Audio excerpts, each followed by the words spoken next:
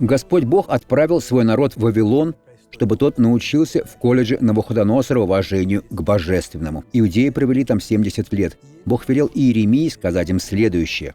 «Ибо так, — говорит Господь, — когда исполнится вам в Вавилоне 70 лет, тогда я посещу вас и исполню доброе слово мое о вас, чтобы возвратить вас на место сие». Но большинство из них умерло в рабстве. Они не захотели подчиниться Богу. Тот, кто не подчиняется Богу, сталкивается в жизни лишь с проблемами.